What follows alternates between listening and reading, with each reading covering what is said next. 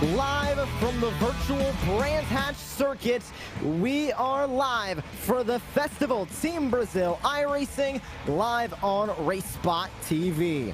Happy that all of you are along for the ride with us here tonight on this beautiful Wednesday evening, wherever you're tuning in around the world. My name is Joshua Lee, alongside Andy McGowan. We'll be your host for the English broadcast here of today's Team Brazil iRacing Festival. And Andy, there is a lot to look forward to here today. Drivers are getting ready for 10 minutes of qualifying. They have to make 3 solo laps out there on the track.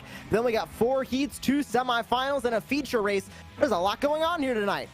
There's a lot of racing coming our way tonight, isn't there? And the Brands Hatch Indy Circuit, one that I know well, is one that always produces really good single-seater racing. There's a few opportunities to overtake. You can get a nice draft down that main straight. And because most of the races tonight are pretty short and sharp, the drivers, they really have to get on with it if they want to get to the front and ultimately progress to that final at the end of the night.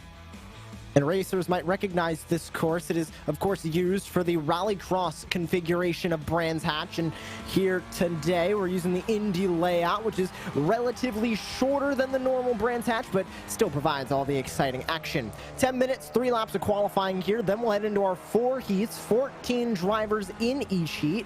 We might have less heats, depending on how many drivers take to time in qualifying and enter the race. There'll be 8 laps each. Then in the semis, 14 cars will advance from each, both being 12 laps, and then we'll head into the final, which will be all 28 drivers that qualify and 20 laps to end out the day.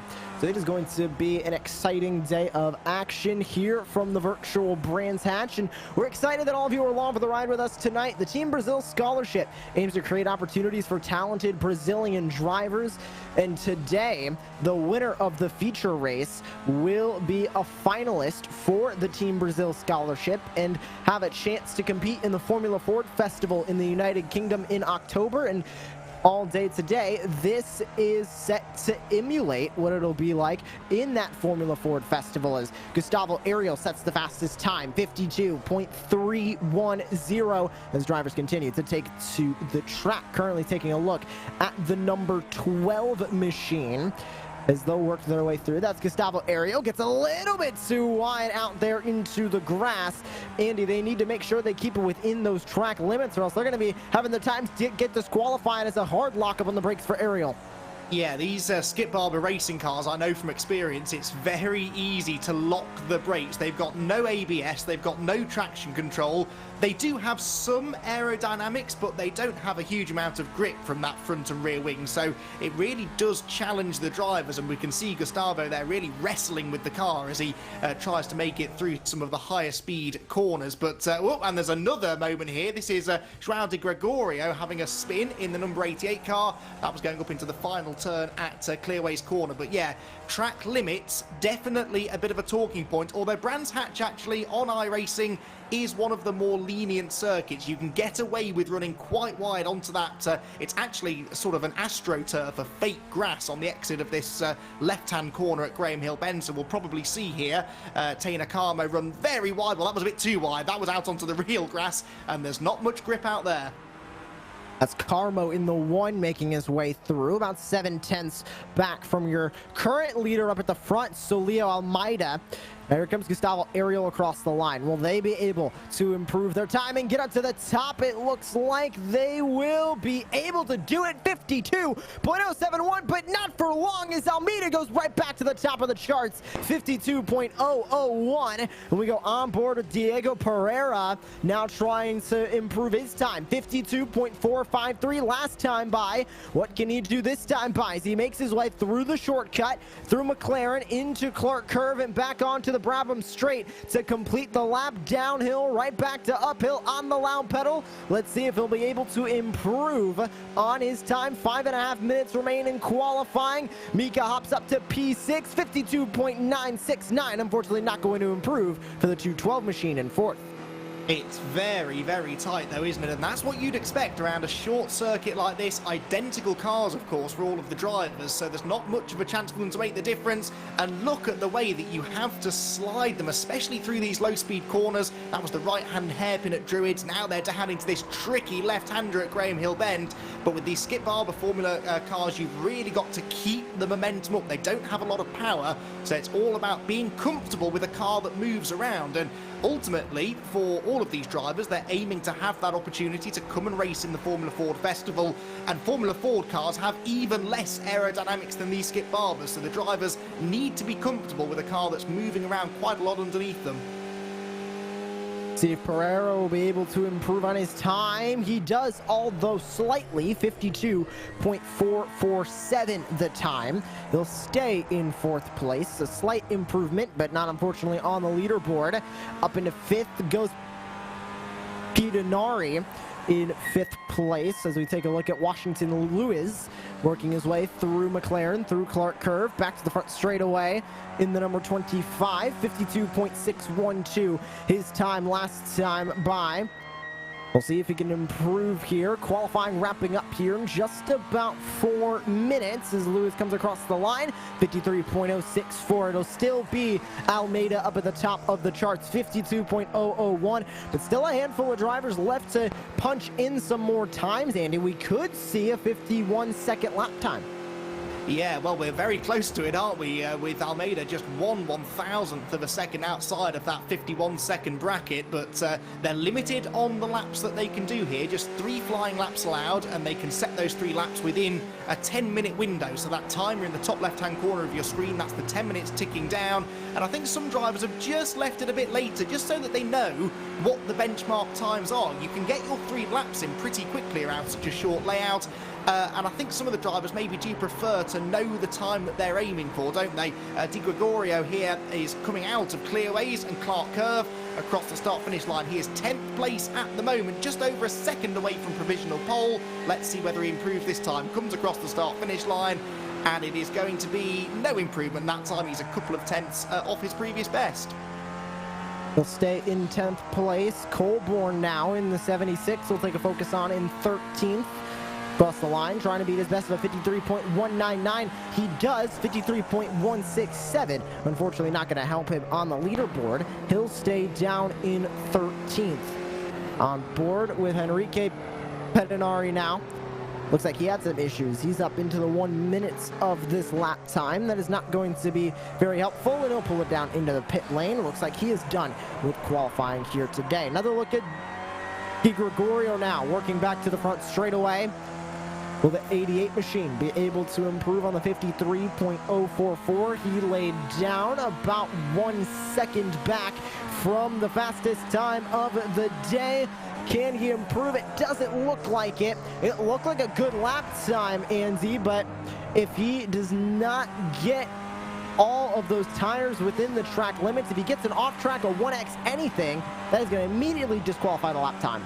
Yeah, I think that's exactly what happened there, because you're right, he improved, I think, on his last 2 laps, didn't he? But the time didn't stand, so that's frustrating, but, you know, that is a rule that we see in real-world racing, and it's nice to see it replicated here in iRacing as well. Now, outside of the top 15 here, we've got in 17th place, Thiago Ezekiel coming across the line in number 17 car, looking to try and jump a bit further up the starting order, and it doesn't look as though he's going to make it into that top 10. No, stays in 17th, but that's not necessarily the end of the world. You have a chance to improve your position through your heat, and then as long as you're in the top 14 within your semi-final later on, you will make it through to that grand final, and that is what all of these drivers are shooting for. As we wrap up qualifying, about 1 minute left, we'll send it over to Andy McKellen, who is standing by with Adriano Pinheiro here in the broadcast booth. Yeah, Adriano, great to have you here. Now, Adriano is one of the judges for the Team Brazil scholarship. So, Adriano, you're a perfect person to tell us a bit more about this scholarship, how it came about, and what the eventual targets are for the scholarship.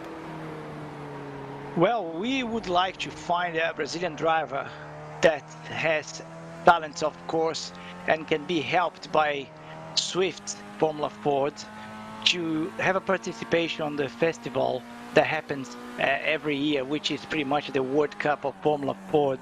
In England, it's so popular, and they used to say here that if you can drive a Formula Ford, you can drive anything. And the Team Brazil Scholarship would like to find a Brazilian driver to have an opportunity on that festival, which is a really, really important weekend, and we hope to find the best one. I just had a few laps on the practice on the skip bubble with the guys, and I can see some guys drive really well and they do really good lap time. I could only achieve the 5th best time on my practice, so let's see how it's gonna go. Well, we've had 3 Brazilian winners of the Formula Ford Festival over the years, haven't we, Adriano? Do you think we've got another one this year, perhaps?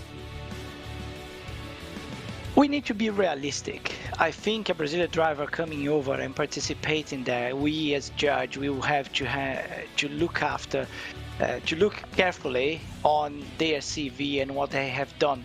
So we have an opportunity to choose wisely someone with a great experience and talents, but we have to be realistic. The guys who normally race in that competition are very good, very experienced, and they've done lots and lots of laps around Brands Hatch, which is a very technical and difficult track. Although you look at the track and you think it's a small track, but Brands Hatch is amazing. In fact, I'm there tomorrow teaching someone in Gineta. So I love the track, and I hope that we choose wisely to the point we get this Brazilian lucky person to do really well here. Well, I'm sure you will, Adriano. We'll hear from you again at some point, I'm sure, but we're almost ready to get our first heat underway. So, Josh, over to you. Thank you to Adriano. Thank you to Andy, who will be standing by with me here all day long in the broadcast booth. It'll be Almeida starting on the pole. Mikado in second place. Ezekiel, Luez, and Mika will round out your top 5. 15 drivers will take the green flag here in heat number 1. We'll only have 2 heats here tonight. Heat 3 and heat 4 have been skipped due to participation. So we'll have 2 heats, 14 drivers moving on from each of these heats. Sorry, 14 drivers competing in each of these heats, and then we'll end in the semifinals where we'll see the eliminations down to the top 28 on the day, and they'll all go racing in tonight's feature race. Getting ready now to go racing from Brands Hatch. It's heat number 1 presented by AIM Technologies for the Team Brazil iRacing Festival, and we are green. Great start out in front for Almeida. He'll grab the early lead. Machado in second place. Side by side for third, Ezekiel and Luez. Luez on the outside, trying to take that spot, but taking third place, it'll be Ezekiel, Almeida, Machado, Ezekiel up in front. They are 3 cars up in front, single file as they work their way through Druids for the first time. A good dive up the inside on Salvino for the 111 of Leonardo Rufino as they work their way down the hill once again into the corner. 1 car around in the front, and a multiple car pile up now. Oh, that was so unfortunate. I think cold tyres had something to do with that. You can see Conrado Frasson going round as well, but there was contact up ahead, and once you get these cars sideways on cold tyres, it's almost impossible to save it, and then on such a narrow section of the circuit, nowhere for the others to go. So it looks as though, unfortunately, the 88 of João Gregorio was involved in that. He is already headed for the pit lane for repairs, and that now gives us this 3-car breakaway at the front, doesn't it? Almeida in the lead, Machado second, and Ezekiel third, and I think these 3 will now battle for the victory over the next 6.5 laps.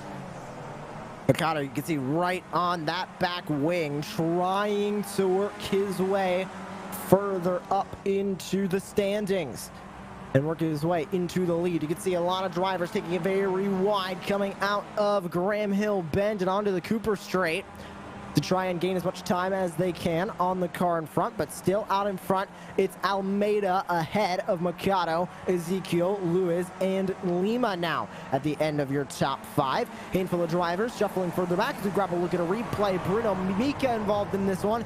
Looked like contact with the car behind. That led into 2-3 cars involved. Multiple cars trying to swerve to miss it. And you can see Conrado Frosden also at the back of the field getting loose coming out of the corner and ended up losing the car.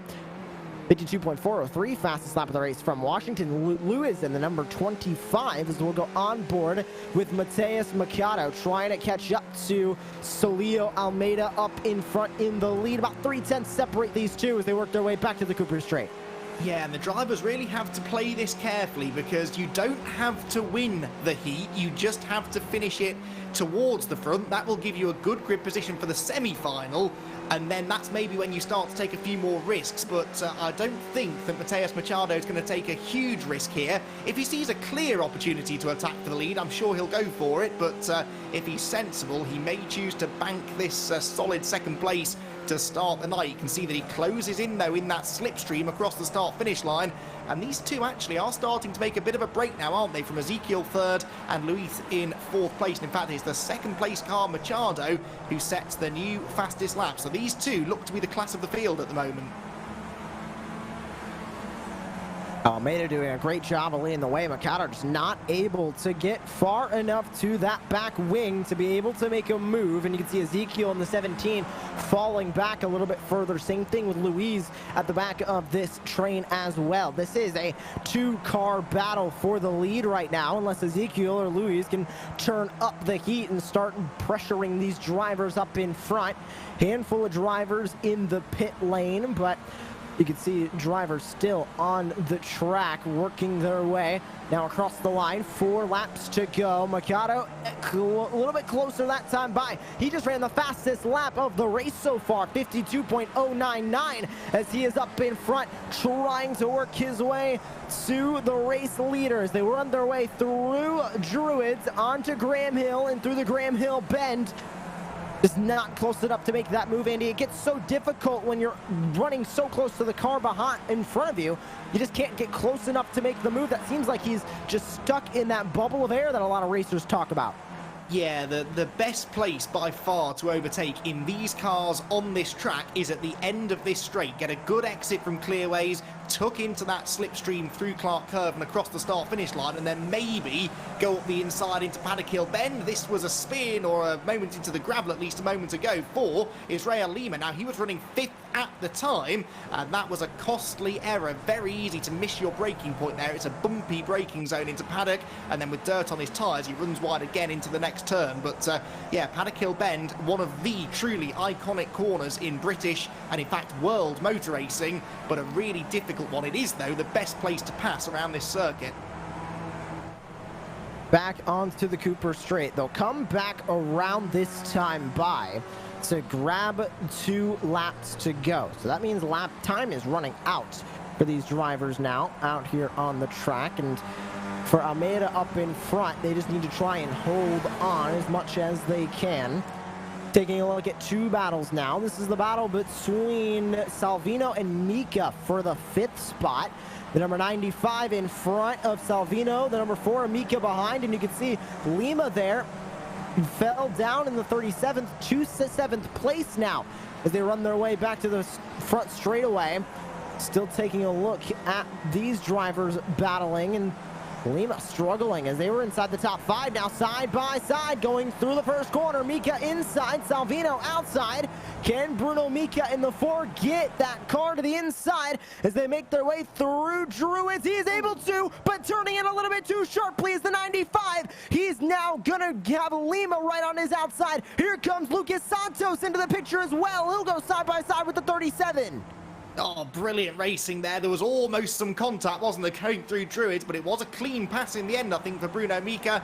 And now he and Salvino looking to escape from this side-by-side battle behind, with Israel Lima not able to make the move. But how well is Salvino doing with no front wing? He sustained damage earlier on in the race, and he'll certainly be feeling a lack of front downforce as a result. The leaders, though, are on to the final lap, and look, there is traffic ahead. Could this be Machado's chance to attack for the victory? That's Conrado Frosson. That will now get passed by the race leader. He'll get passed by 2nd place. And into Surtees for the final time in heat number 1. Not going to be enough for Machado, and it doesn't look like it's going to be enough through McLaren, through Clark Curve, and back to the front straightaway, the Brabham Straight. And across the line for the win here in heat number 1, it'll be Salio Almeida taking the win. Mikado in second place. Ezekiel Lewis and Mika round out your top 5. But what a win for Almeida. On board now with Lucas Santos. Can he get by Felipe Salvino up in front? He's within that slipstream. He'll step to the outside across the line. He's only going to get close by about a half car length, but at the line, it was enough. Santos got by just barely 4/1000ths of a second, separating the two for 6th at the line. An insane finish to heat number 1. The results will scroll across your screen, but heat number 1 was presented by AIM Technologies. AIM Technologies operate on a global scale and have decades of experience in the design and manufacture of software, hardware, and advanced technologies for the automotive industry. AIM Technologies offer a wide range of product solutions from lap timers to data loggers, displays, sensors, plus much more. Their motorsport products can be tailored to your exact requirements with your desired outcomes in mind. They understand the rigors of motor racing from track days to racing LMP1. Also, Heat 1 was presented by iZone Performance. iZone Performance is a motorsport center based at Silverstone that provides drivers with the resources they need to succeed. At the iZone Performance Center, they have state-of-the-art simulators, enabling them to offer training in a variety of different cars, from single-seaters to GT cars. iZone also focus on performance, psychology, physical performance, sim racer training, and an international driver training with remote training from drivers' own homes.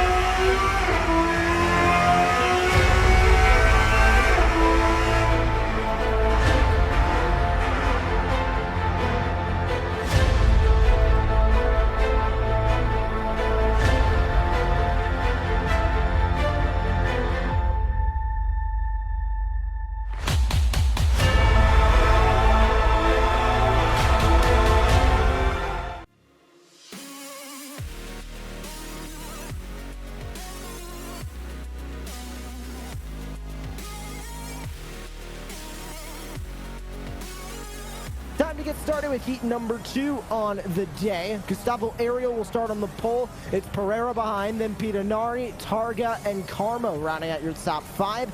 Pensieri, Colborn, Carani, Paive, Mendez, Costello, Oliveira, Medeiros, and Luca Jr. rounding out your 14 drivers who will start this heat race. And the green light comes on, and we are racing from Brands Hatch Indy Circuit for the second and final heat of the day.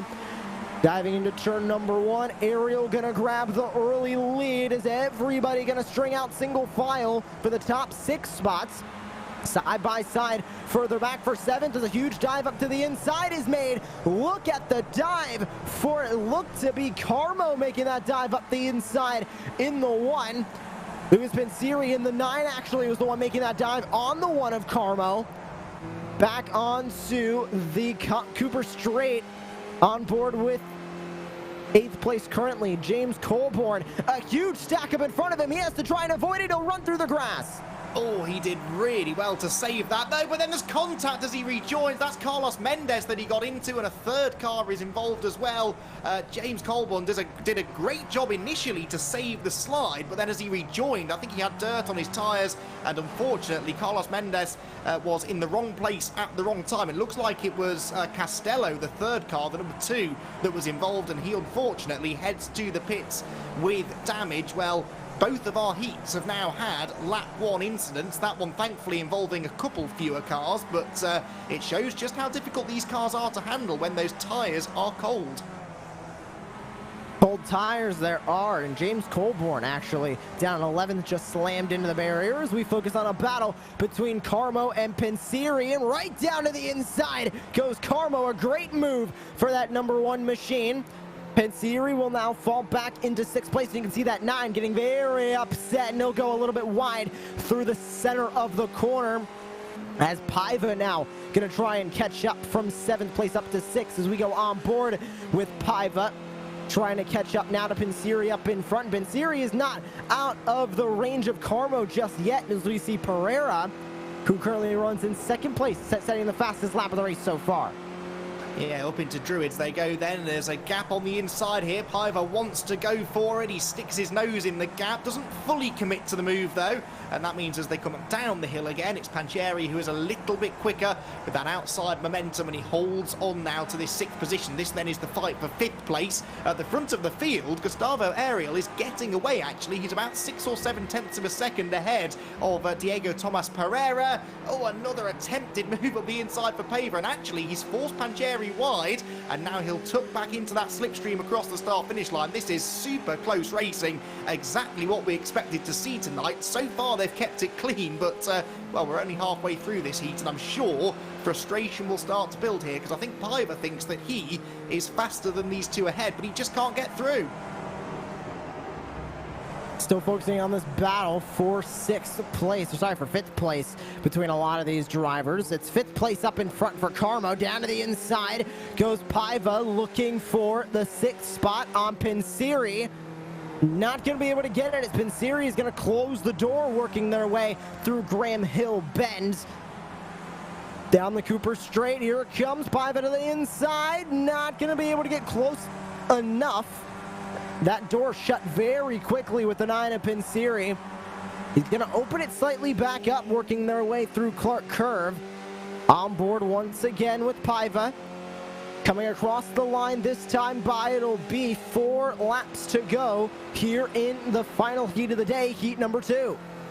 Yeah, I'll tell you what, I can see this ending in tears, because I can just sense that Paiva is getting frustrated here. He's got another run out of paddock, though, and for the 3rd lap in a row, he goes up the inside of Pancheri into Druids. This time, though, he commits to it, and he does make the move stick. I'm quite glad that he did that, because, yeah, I could see him getting frustrated. I thought maybe at some point he was going to go for a really risky move, and in the end, he manages to make it look very easy and moves up that 1 extra place. So, just under half the race to go. Can he break into the top 5? He's got Tanya Carmo just ahead in the black number 1 car. Let's see just how much pace Paiva has. He's already closing in on that number 1, isn't he?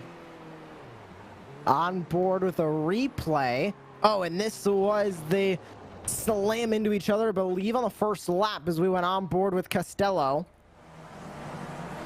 Castello still running down in 12th place. So that was a very unfortunate incident for everybody there involved on the 1st lap. 3 laps to go now, as leading the way it's Gustavo Ariel ahead of Diego Pereira, Enrique Pipinari sitting in 3rd, Arthur Targa in 4th, and then the battle you're taking a look at for 5th, as Carmo going to swing a little bit wide. Paiva on the inside line now, working their way through the left-hander, a dive through the corner for the 23, and up into 5th goes Marcos Paiva at the front now.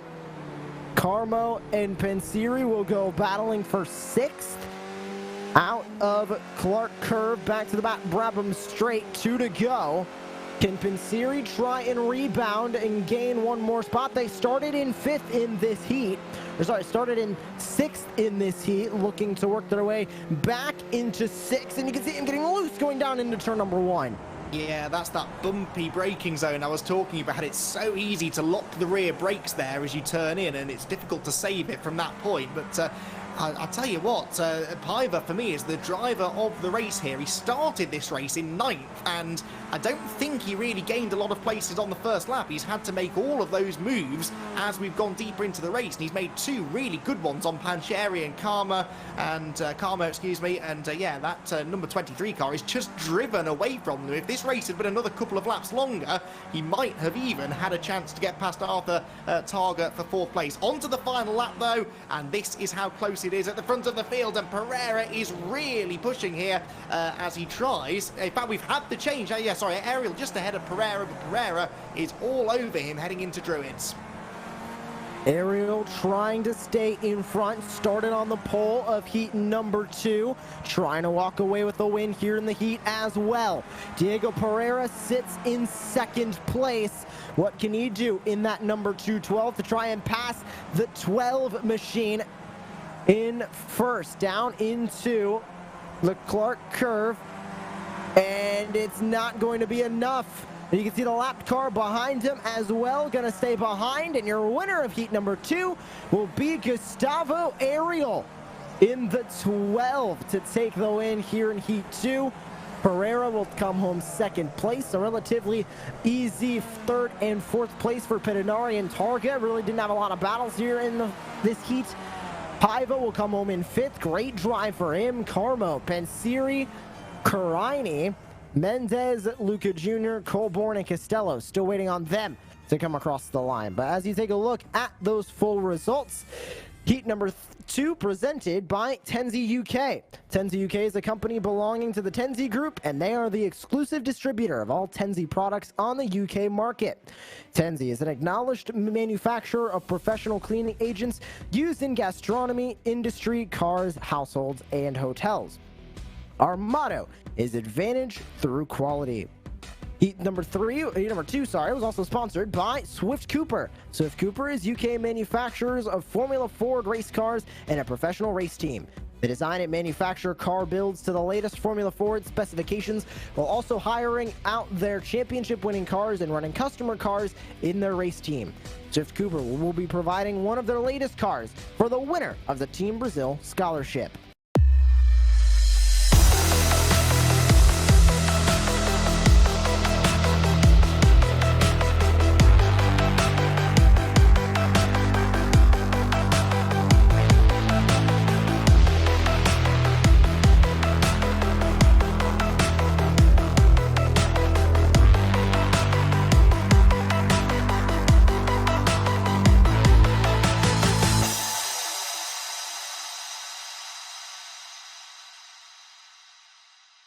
Taking a look now at the starting grid for the first semi-final of the night, and it looks like it'll be the only semi-final of the night. We'll cut one car from this 29-car semi-final. Starting grid on your screen, and it'll be your 2 heat winners starting at the front of the grid, Almeida and Ariel. So, Andy, 2 heats leading up into this semi-final. We'll cut the final finishing driver, and then everybody else will go racing in tonight's feature race. But this is a little bit of a warm-up for these drivers. 12 laps as opposed to 20. Yeah, and of course your finishing position in this race will dictate where you start the final. So I think we saw the drivers taking it pretty easy in race 1. That will not continue to be the case in race 2. And it looks like a bit of a jump start from a driver further back, but the green light comes on. We're underway. 24 drivers going racing here in the first semi-final. As it looked like Pansiri started from the pits. Almeida and Ariel will go into the first corner. Here comes Ariel trying to work his way to the outside. Mikado in 3rd. Pereira, Ezekiel round out your top 5 as drivers still going side by side further back. Yeah, but cleaner start this time, isn't it? They've learned their lesson, I think, from the 2 heats, and we've had a pretty safe start so far with Almeida out in front, like you said, our Heat 1 winner then, leading our Heat 2 winner at the moment with Mateus Machado and Diego Thomas Pereira 3rd and 4th, and it's going to be a lot harder to break away here. We've got even more quick drivers at the front of the grid, and let's see just how racy they're prepared to be. It is a 4-car breakaway at the moment as they head across the line, and for the time being, these 4 drivers content to work together, I think. If they start battling each other, they'll lose time, and this group of cars will catch up to them, and this is not a fight that the top 4 want to be in. Side by side for the race lead. Ariel going to go right around Almeida. So that will put the 12 of Gustavo Ariel now to the front of the field. Almeida's not done. Right on that back wing. Machado there as well. Pereira there as well, sitting in 4th. Covering off the spot will be Ariel. Almeida sits now in 2nd. Can Solio Almeida get back up to the lead? This is going to be a challenging run down the Brabham Straight because it is a 4-car breakaway up at the front. All of them trying to contend for the lead, as blocking off the spot will be Ariels. They go by a lapped machine. Oh, yeah, that was tricky there. Car coming out of the pit lane, I think, just into this lead group. A good run out of Paddock Bend there for Almeida. Looks to the inside, to the outside. There's no way through, though. Good defence that from Gustavo Ariel. Behind these two, though, it's side-by-side look for 3rd position. That's Pereira, the black car, trying to get past the white number 27 of Mateus Machado. Machado just holding on for now, but I said that I thought this would be a more aggressive race. The drivers are really fighting for every inch of track position, and they are not working together, are they? We've got a real fight on our hands here at the front. On board now with the driver sitting in 4th place, it's Pereira. You can see this 4-car breakaway up at the front here in the only semi-final now of the night, as they all just try and run away and sideways going through the first corner. It is going to be Gustavo Ariel. Can Almeida use this to his advantage, try and grab the lead? Unfortunately, not able to do so. So that'll keep Almeida in 2nd place, keep Ariel up front, as everybody running single file now down the Cooper Straight into Surtees once again. All through the field, drivers just trying to find their rhythm now, as this is the most amount of cars that we have had on the track at a single time all night. Handful of drivers getting involved in an incident further back at the Graham Hill Bend, but we stay on the battle for the lead. Yeah, there was also a collision at Paddock a lap ago, which I think, unfortunately, caught up a couple of quick drivers. It looked as though maybe Luis Panchieri was involved. Also, we had Marcus Piver was delayed. He's dropped down to 14th place now, so a couple of quick drivers getting themselves into trouble as we head towards the midpoint of the race. But this leading group of 4, these do look like the pace setters, don't they? They've built a nice gap over Washington Luis there. Look, the black number 25 car in 5th, then an even bigger gap now back to Arthur Targa after that collision that I mentioned at Paddock Hill Bend. Drivers using all of the curb there through Surtees, sliding the cars into Clearways corner.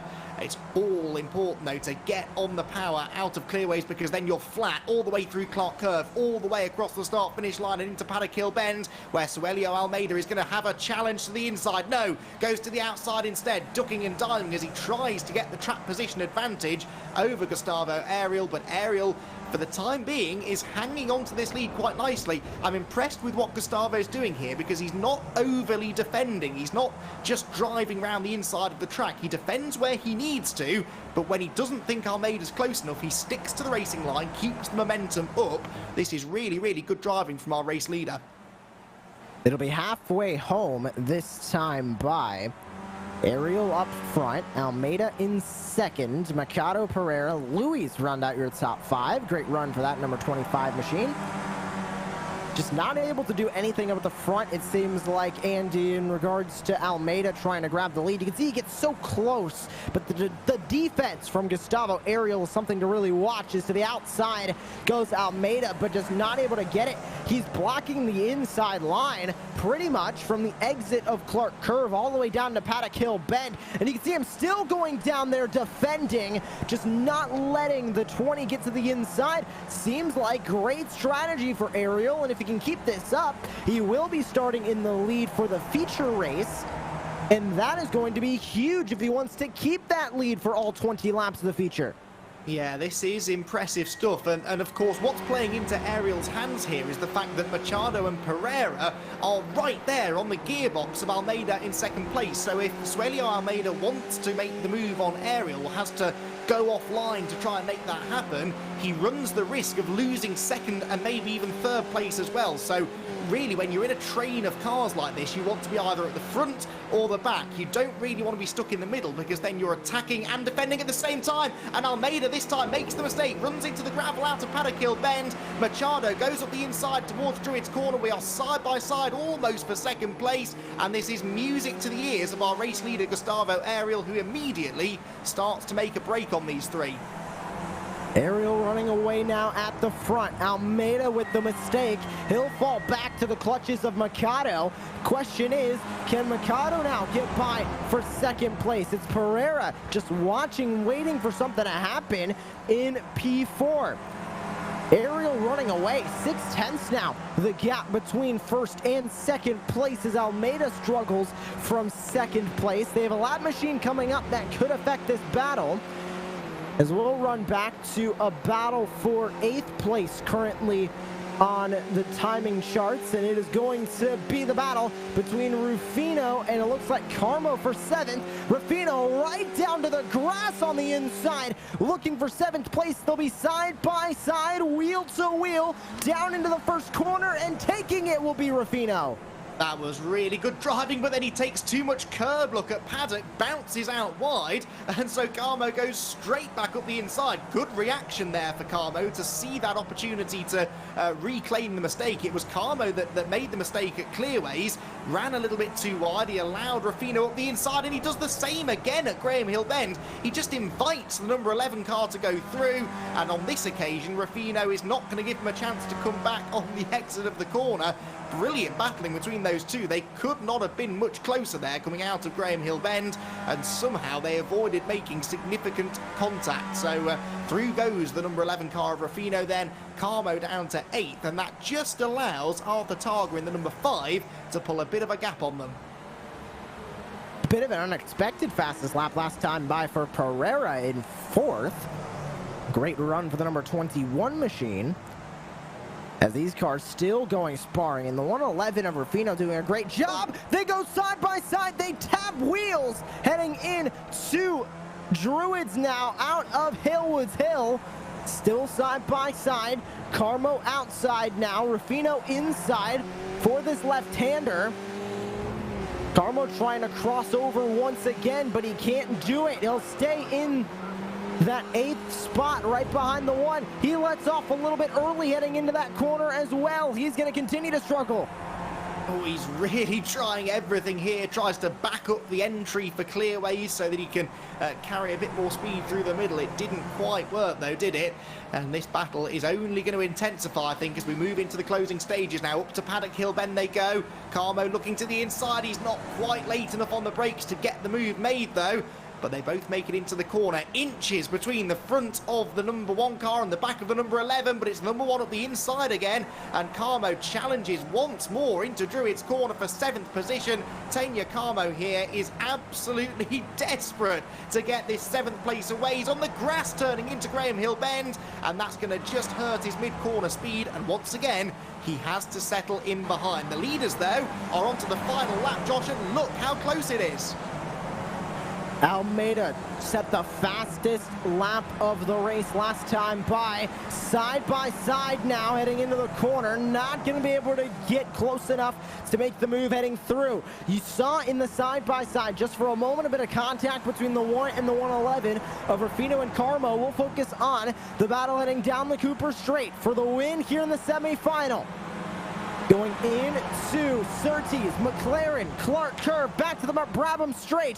One final opportunity for Almeida, sending it up the inside. Not gonna be able to grab the spot. Out in front, taking the win here in the only semifinal of the night. It'll be Gustavo Ariel with Almeida coming home in second. Oh, Almeida threw everything at that. I really thought that might work as well, because Ariel left a big gap on the inside into clearways, but thankfully they avoided contact. Now, what's going to happen in this battle for 7th, because they're even closer coming out of the final corner. A big wobble there from Rufino as he turned into the last corner, but he's just about going to get the power down and hang on at the flag. You'd think these two were fighting for the race win, though, wouldn't you, given how hard the battle was? And it's the same story wherever you look. Marcus Piver here recovering after some contact earlier on. He's going to lose out here, though, on 11th place at the line. The 48 of Carlos Signoretti gets him in the final few hundred meters of the race. Brilliant racing there from the very front to the very back of the grid. And like we mentioned, this will be the only semi-final of the night. We'll transition over and head into the feature. As you take a look at the results here for the only semi-final of the night. This semi-final race was presented firstly by RaceSpot TV. The RaceSpot TV is a live broadcasting team with a difference. They focus on things that matter to viewers the most, and that's providing a top quality product every single race. No gimmicks, no false promises, just awesome online broadcasting. RaceSpot are providing this broadcast for the Team Brazil iRacing Festival.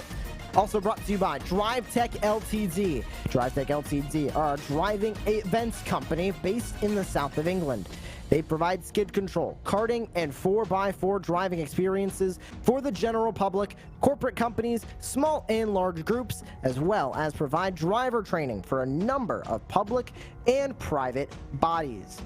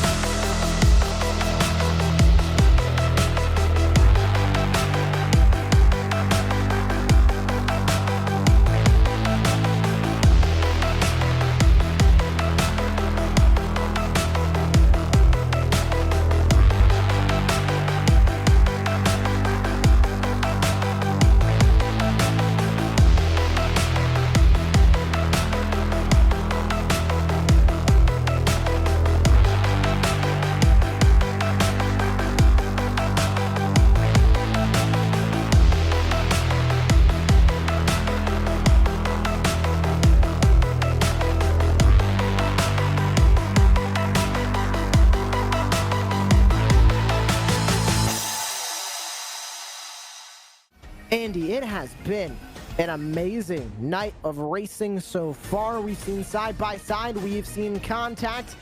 I don't think they're done just yet, especially with what's at the end of the line here in victory lane for the winner of this finale. Yeah, because remember, the winner of tonight's final will become the first of 6 scholarship finalists, and then those 6 finalists will go on to compete in the scholarship. The judges for that include Adriano Medeiros, who we spoke to a little bit earlier on, Roberto Moreno as well, who was the 1980 Formula Ford Festival champion himself, also went on to be a podium finisher in Formula 1, and Jalma Fagaccia as well, who was a multiple Brazilian racing champion. So the scholarship has a judging panel that know their stuff, and the winner of tonight's event will be the first of the 6 drivers who will enter into that scholarship for the chance to race in the prestigious Formula Ford Festival at the end of the year. So there is a lot riding on this race, and you know, we've seen, haven't we, the intensity level just picking up slightly from race by race. The heats, they weren't taking too many risks, at least the leaders weren't. They just wanted to finish, get some experience under their belt. Then in the semi-final, it picked up a little bit more. Over the course of this final now, the longest race of the night as well, I think things are really going to start to get exciting. Just a handful of minutes now before we get going here in the finale, and we've seen the classic drivers up in front. It's been Gustavo, Ariel, it's been Almeida, it's been Mikado, it's been Pereira. Do you think we might see a surprise name get themselves up to the front here in the finale? Because this isn't just setting the stage for the finale. They're on the stage now of the finale. And with the prize at the end of the tunnel for these drivers, it is going to be, there's a lot more riding on this race than we have seen all night. Well, yeah, and it's easy to look at those top four from the semi-final, Ariel, Almeida, Machado and Pereira, and say, well, it's going to be one of those four, but if those four really get involved in a big fight amongst themselves, which they probably will, it could open the door for somebody like Washington Luis, for example, to come charging through and really get into the battle as well. We've seen a few other drivers actually that have impressed us over the course of the night as well. Paiva, definitely one of them. Marcus Paiva in the number 23. He's going to be starting towards or just outside the top 10 on the grid, but if there's a bit of chaos at the front of the field, then yeah, you never know. Some of those drivers could come through. And we see this every year in the real world Formula Ford Festival. There's always that one driver that didn't really hit anybody's radar throughout the early part of the event. But then when we get into the final, they make a good start, they make some good moves, and suddenly they're in the conversation for the race win. Getting ready to work our way to tonight's finale events, and tonight's finale race sponsored by On Pole. On Pole is a specialist consultancy focused on developing and maintaining high performance. Working with senior management teams and key personnel, they blend extensive industry experience with best practice from the military and elite sports to create dynamic learning and developmental environments. Grabbing a look at Marcos Paiva in the 23 as the clock will expire here on the warm-up for tonight's feature race. Now time to take a look at the starting grid for tonight's feature. A lot of drivers will be taking the green flag here tonight, roughly about 24 to be specific. Getting a great look at the beautiful Brands Hatch circuit. There's the starting grid now. It will be Ariel and Almeida on the front row. Who's going to win the drag race down into the first corner? We'll see once that green light comes on. Down the rest of the grid, watch for Rufino, Carmo, Santos, Lima. They were having great battles before the checkered flag in the semifinals. Same thing with Paiva. Great battles from them as well. Costello, Salvino, Mika, Mendez, Karani, and Ezekiel down on 18th. Ezekiel was very fast in his heat. Watch for him to try and march his way up through the field, assuming he doesn't get caught up in a race incident.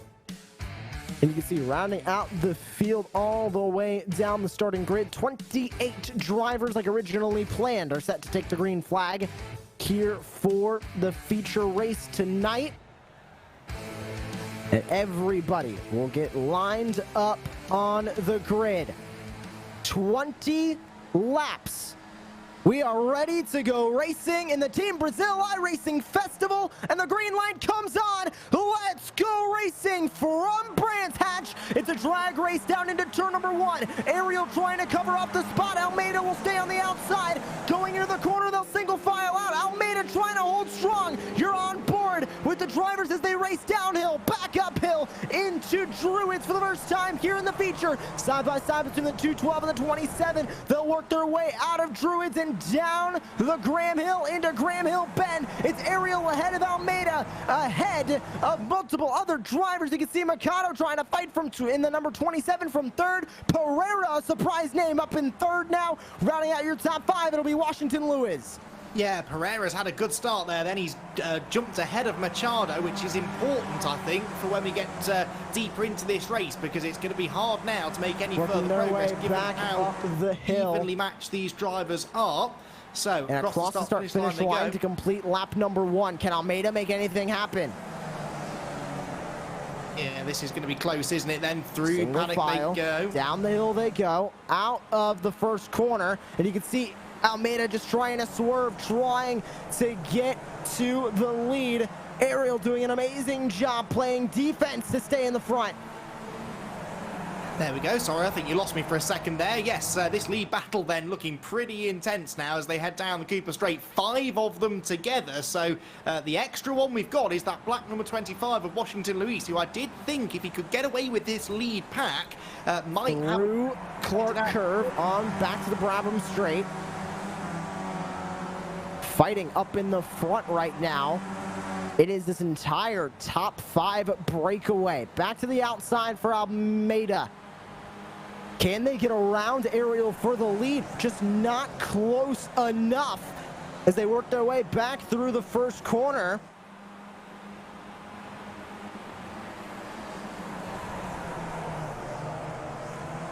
Through Druids once again. Oh, and off track goes the 20. There's the mistake for Almeida. Sitting in third now is Pereira. We'll go on board with him. The mistake from Almeida, he didn't lose too much time. Through Clark Curve, down the Brabham Straight. Can Almeida take that lead back? He made a mistake. Didn't look like it hurt him too much.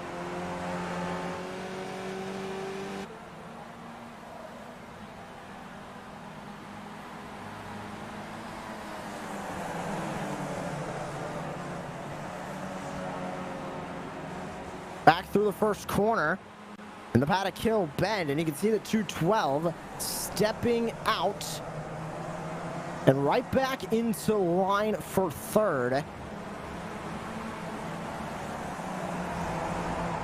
As everybody in this top 5 stays in one single file line. Ariel still sitting in first, Almeida second, Pereira, Mikado, and Lewis rounds out your top 5 currently. And Ariel starting to pull away slightly as well. 3/10 now the gap. It's 5/10 back to Pereira from the lead.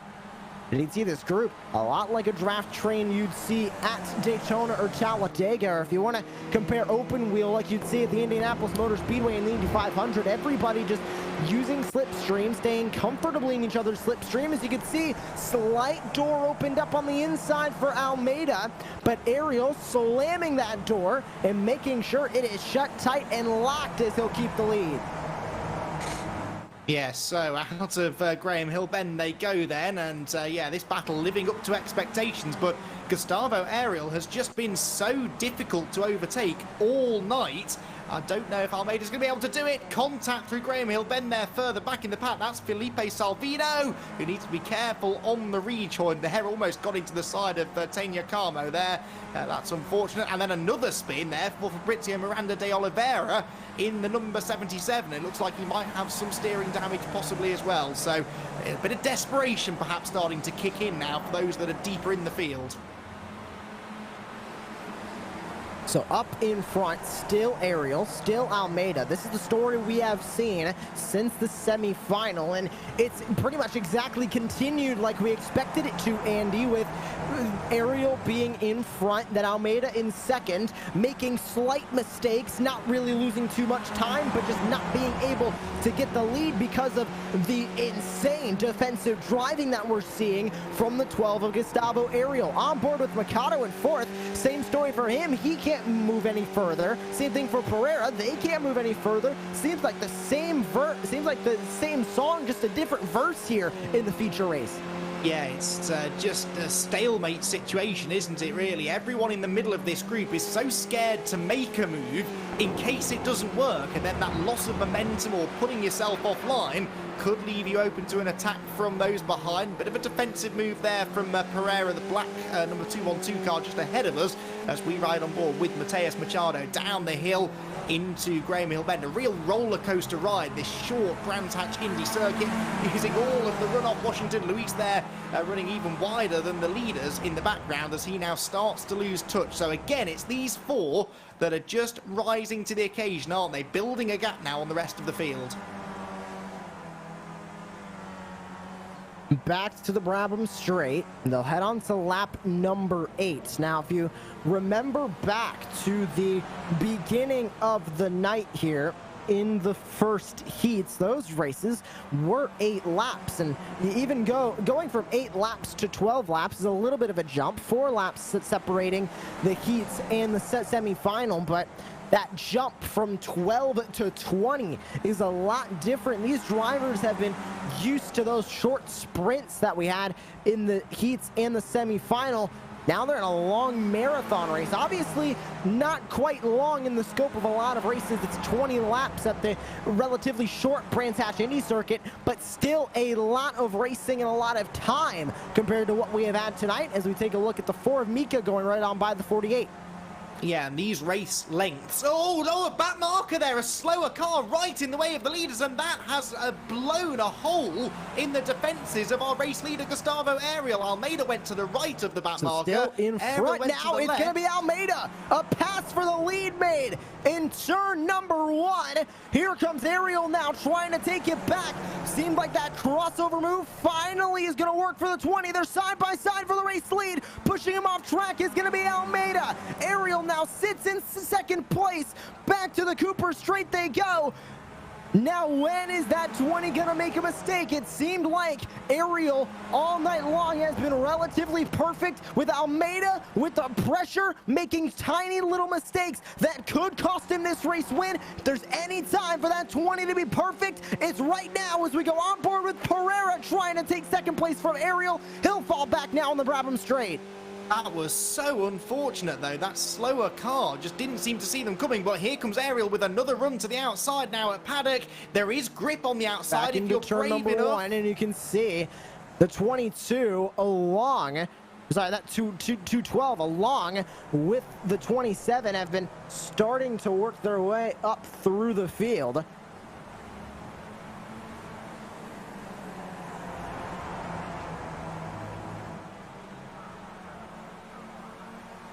So back along the Cooper Straight they go, and these 4 drivers, what a fight we are having here between our 4 drivers at the front. Then Almeida tight to the inside, Ariel to the outside, and Ariel will be so frustrated at the way that back marker got in his way. I would love to see it again. I don't know whether the back marker just didn't see them coming, surely wouldn't have got in the way on purpose, but now Almeida has the track position advantage and is forcing Ariel to the outside. Into Paddock they go, down the hill again, absolutely nose to tail as they go underneath the pedestrian bridge, and all the time Diego Tomas Pereira and Mateus Machado are keeping a watching brief there in 3rd and 4th. Down the hill into Grey Hill Bend again, we are into the second half of what is proving to be a frenetic final here in our Team Brazil Scholarship event.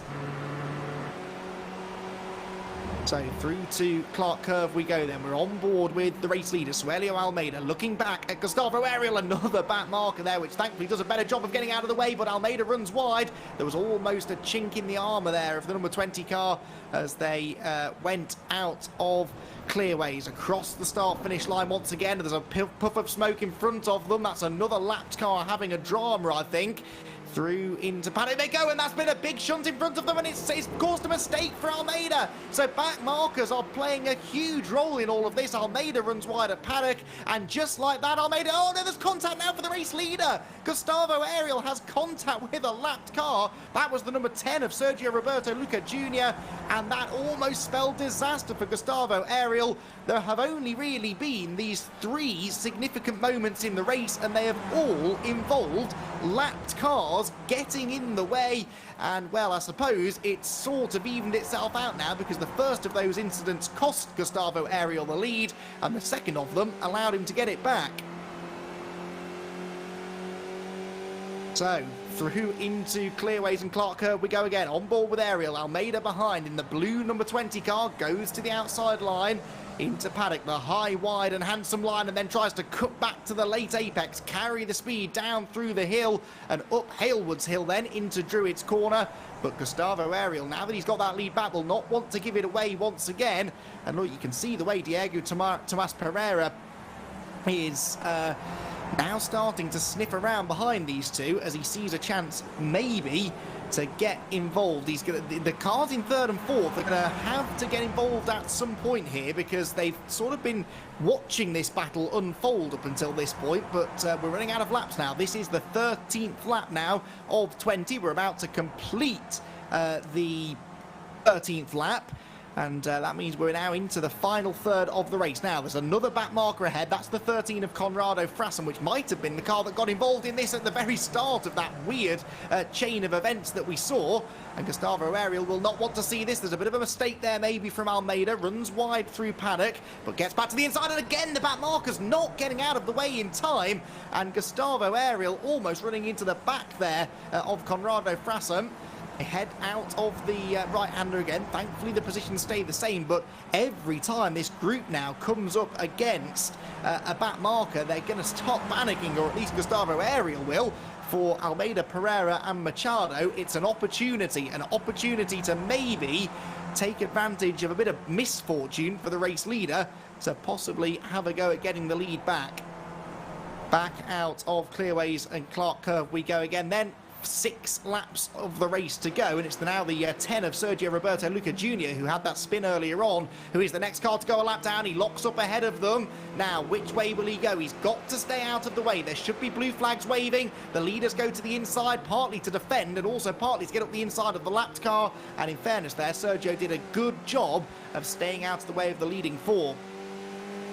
So I believe we have lost Josh for the time being. We'll get him back hopefully before this race ends, but that is just 5.5 laps away now. We are nearing the completion of our grand final. The winner of this race will take up the first of 6 of the Team Brazil scholarship spots, and then we'll fight it out with the other 5 scholarship winners to earn that drive in the Brands Hatch Formula Ford Festival, the 50th anniversary special of that iconic event that has bred so many Formula One sports car, GT and touring car champions who have gone on to have success all around the world, including 3 Brazilians down the years as well. And look at this, we've got 4 of them now absolutely together, and there's contact between the race leaders, was there? Almeida into the back of Ariel. It delays the pair of them and gives Diego Tomas Pereira a chance maybe to go to the outside. Just no way through. This is a real pressure cooker race, isn't it? It's just building and building. We've had a couple of moments where it looked like it might explode into action, and now with less than 5 laps left, we are less than a quarter of the way from the end of this race. One of these 4, you'd have to be fairly certain, should win the race, because Washington Luis now in 5th position is a further sort of 5 seconds behind, or 6 seconds in fact behind these 4. So it would take something pretty dramatic for him to get back into it. So it's down to these 4 drivers now as they go through to start another lap then. The inside line for the leader, the outside line for Almeida in 2nd place. He's not really trying to go right round the outside there, just trying to get the better exit from the corner. He's on the grass though as they go up the hill, but Ariel again gets across to cover it just about in time, with Machado there looking to the outside of Pereira, 3rd position. But once more, as so many laps earlier it's been the case, they come off Druids in exactly the same order as they went into it, with the turquoise and black number 12 car just about holding on to the advantage. Well, Ariel has been the best of the defensive drivers all night long, that is for sure. He led every lap of his heat. There's another spinner in front of them. Thankfully rolls out of the way.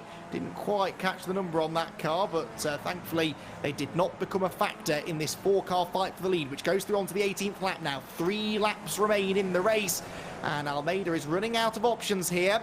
He keeps trying this outside line. There's a mistake from Pereira in 3rd, and that's going to give Machado a chance to jump into the podium places. He's got the inside line in the white number 27 car at Druids, and it looks as though he's going to go through. So a change for 3rd then. Machado back ahead of Pereira, which means they're back now in the positions in which they started then, because Machado started 3rd, Pereira was 4th, and in fact Ariel and Almeida started 1st and 2nd as well. Now here's this troublesome number 13 car to be negotiated again, and it gets in the way, does it, of Machado in 3rd. Yeah, Machado lost a bit of ground there, but they all survived the incident.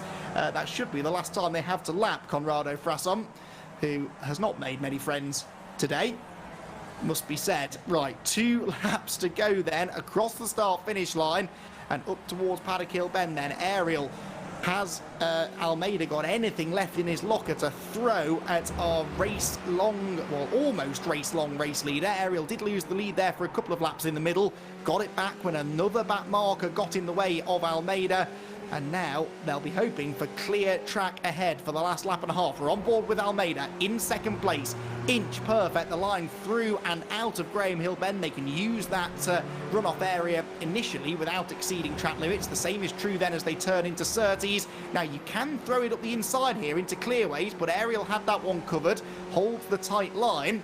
And so the only option left now really is for Almeida to try and get in that slipstream, but he's running out of time. This is the final lap of the race that we're starting then. Our grand final here at Brands Hatch for the Team Brazil Scholarship. Across the start-finish line, Almeida looking to the inside line, but that line is covered just about by Gustavo Ariel. And that might well have been the last opportunity then for Suelio Almeida to get through, because although there are some other places you can overtake here, it's always going to be a really risky lunge. But this is the final. It might be worth having a go at that 50-50 lunge if it can give you that big prize of winning the event. He couldn't be any closer to Gustavo Ariel as they come off Graham Hill Bend. Half a lap to go. Down towards Surtees they go. Ariel holding on. There's another back marker ahead. Let's hope they don't catch it before the flag. Into the final corner they go. Almeida goes up the inside line. There's a gap being left by Ariel, but he'll come off the corner better. And it looks as though Gustavo Ariel is going to hang on by the skin of his teeth to win the race tonight, to win the grand final of the Team Brazil Scholarship iRacing event.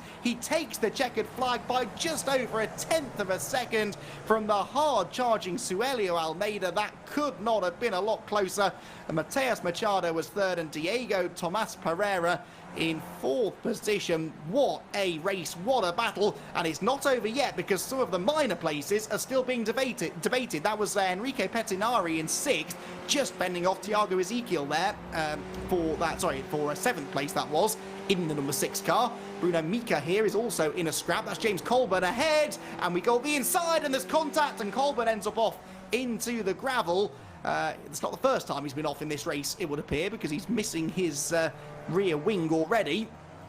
But for the race leaders, finally a chance to breathe for Gustavo Ariel then, who does win our grand final here at Brands Hatch. Absolutely brilliant racing though from all 4 of those leaders in some pretty difficult circumstances, with all of the back markers. A long race as well, and Gustavo Ariel really seemed to have an answer there for everything that Suelio Almeida threw at him.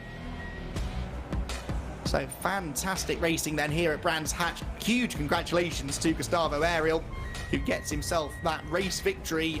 He won all 3 of his races tonight. He won his heat, he won his semi-final, and he wins in the grand final as well. And he will become the first of the Team Brazil Scholarship finalists. Well, here is the result then. Gustavo Ariel wins by just over 1/10 of a second from Suelio Almeida in second. Mateus Machado was third. Diego Tomas Pereira was fourth. And Washington Luis, in the end, dropped back some way in 5th place. Marcus Paiva was 6th. He came up the order nicely, as we thought he would. Enrique Pettinari was 7th, ahead of Thiago Ezekiel, Tania Carmo, and Israel Lima to round out the top 10. And outside the top 10, we had the likes of Carlos Signoretti, Cristiano Carrini, Bruno Mika, James Colburn. After that contact to the end, came across the line in 14th, with Lucas Santos in 15th place. And a few of our potential frontrunners hit some trouble in the early stages of that one, looking particularly at people like Luis Pansieri, who was only 18th in the end. Carlos Mendes was only 24th. So some drivers that we saw running reasonably strongly in some of their heats earlier on, unfortunately not able to make it to the end. And there you can see some of those. Arthur Targa, another one as well. Arthur Targa was 4th in his heat earlier on, but only manages 17th in the final and 2 laps down, after we have to presume some contact in the early stages that unfortunately took him out of contention. So the Team Brazil Scholarship then will roll on now into the next stages of the competition. And I'm really excited to see who comes out on top, because I will have the privilege once again this year of actually commentating on the real world Formula Ford Festival at Brands Hatch in October, the 50th event, the 50th anniversary event for the Formula Ford Festival, and it's set to be an absolute thriller. It's produced some incredible racing drivers over the year that have won the Formula Ford Festival. It is really a who's who of motor racing. People like Jenson Button, Mark Webber, Russell Ingall, Jan Magnussen, Mark Goosens, Vincenzo Sospiri, Eddie Irvine, Roland Ratzenberger.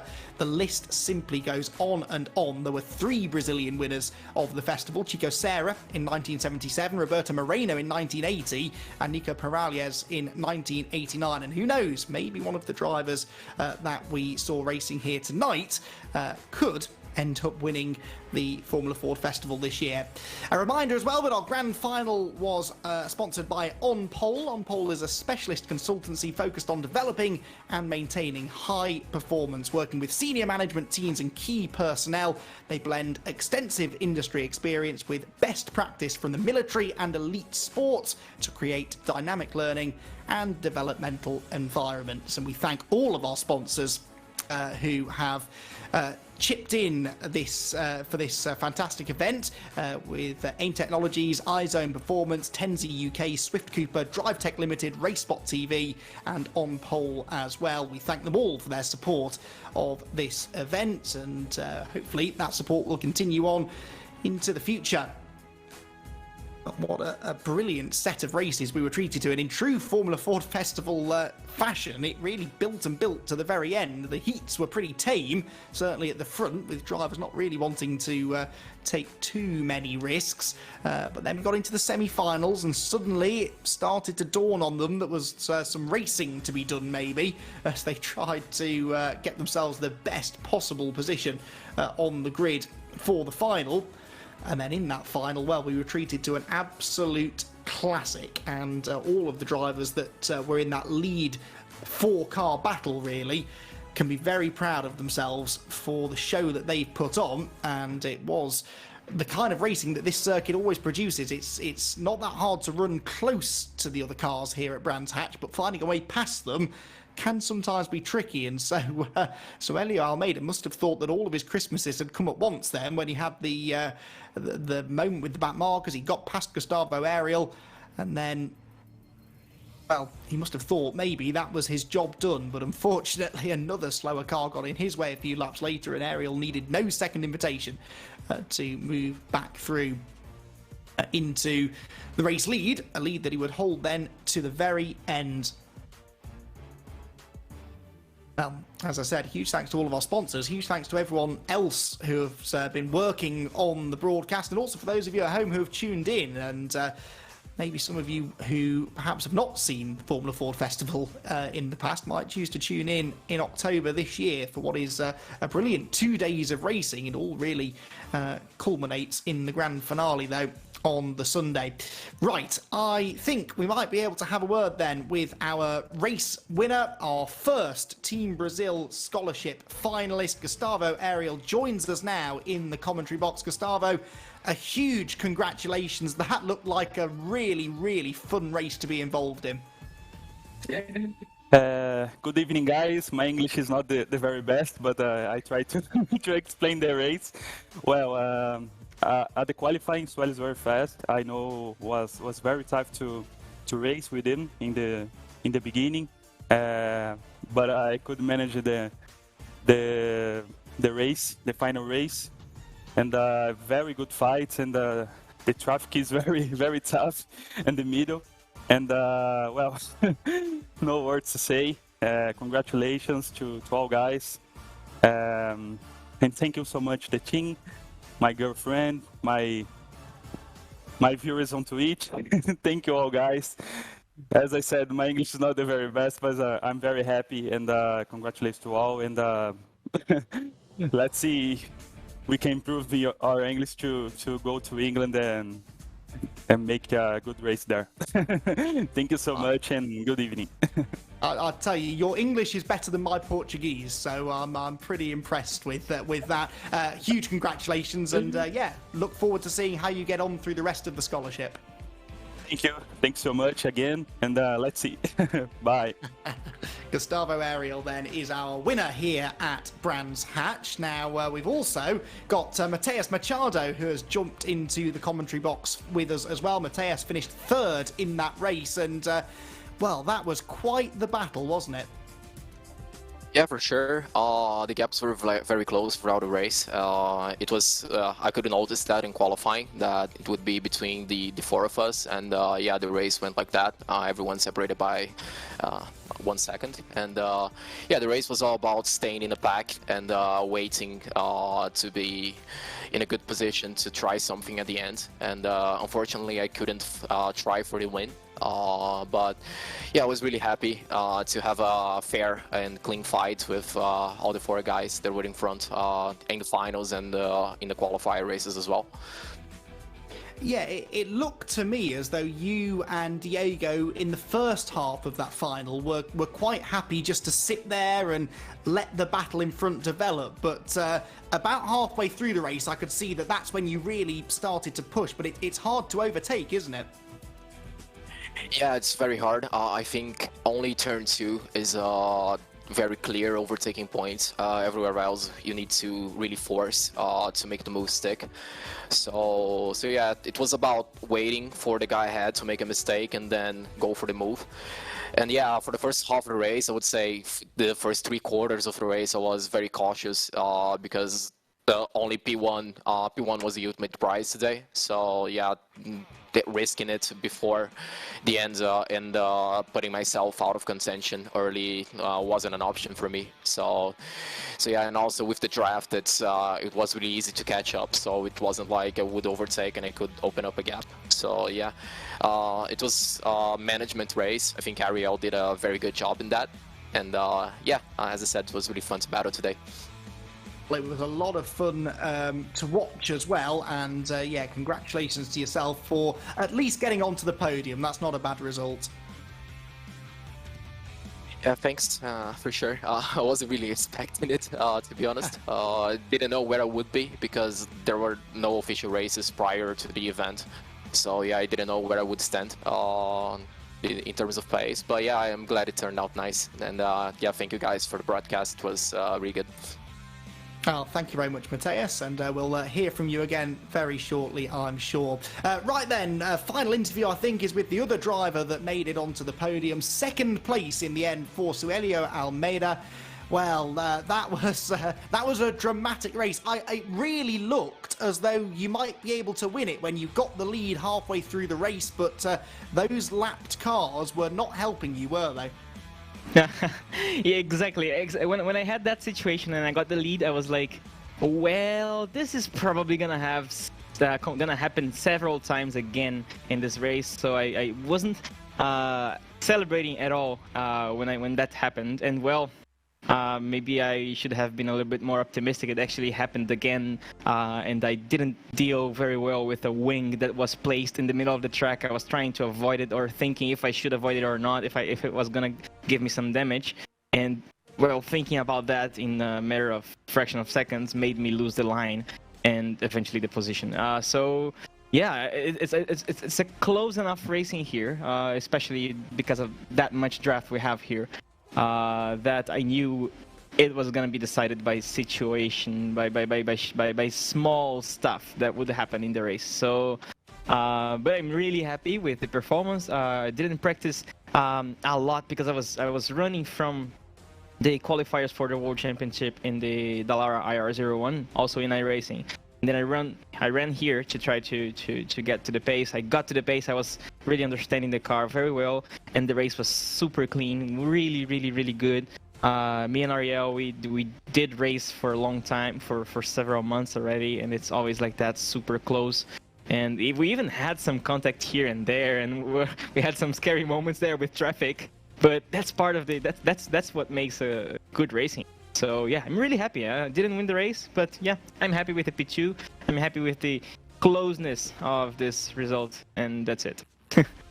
Well, you certainly impressed us and gave us one heck of a show. So thank you for that, and best of luck in the future. Thank you. Well, there you have it then. Suelio Almeida in second place. Third place went to Mateus Machado, but the race win in the final goes the way of Gustavo Ariel, and he is the first of our Team Brazil Scholarship finalists. There will be 5 more to join him on the quest to get that elusive drive with the Swift Cooper team in the Brands Hatch Formula Ford Festival. Well, that is just about all we have time for then. It's been a fantastic night of racing with 2 brilliant heats earlier on tonight. A semi-final kept us guessing right to the end, and then finally it was a grand final for the ages, a 4-way shootout all the way through, and yeah, went right down to the end with Gustavo Ariel getting himself the victory in the final. Thank you again to everyone that has helped us put this event together, all of the hardworking people at RaceSpot TV as well. Thank you to everyone who has joined us at home to watch. We'll see you again for our next broadcast here, but for now, from Brands Hatch and the Team Brazil Scholarship, it is good night.